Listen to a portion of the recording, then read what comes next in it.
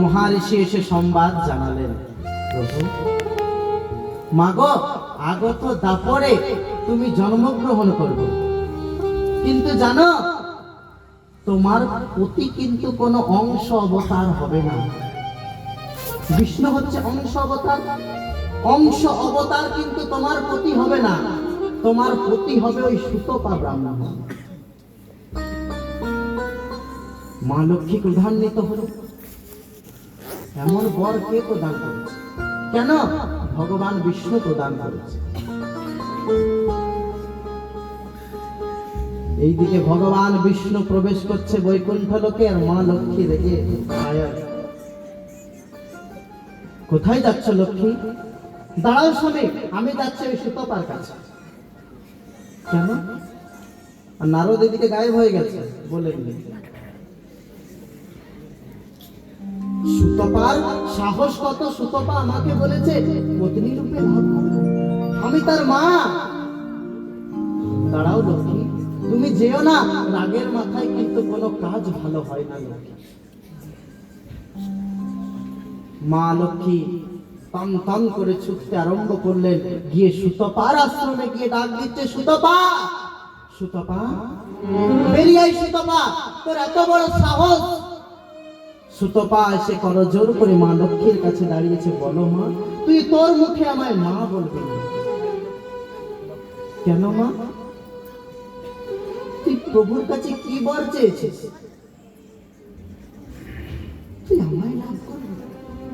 তোর সাহস তো কম নয়, তুই আমায় লাভ করবি?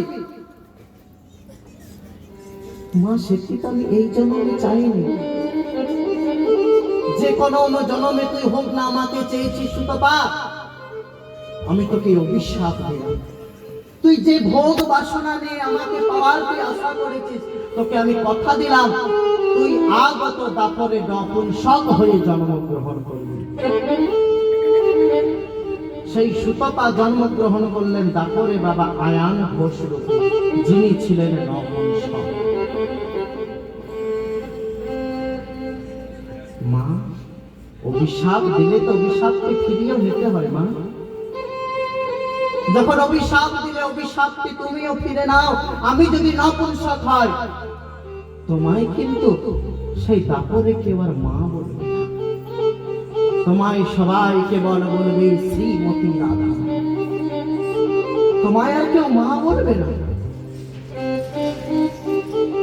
অভিশাপ আদান প্রদান হয়ে মা লক্ষ্মী মাথাটি নত করে ফিরে এলেন ভগবান বিষ্ণুর কাছে।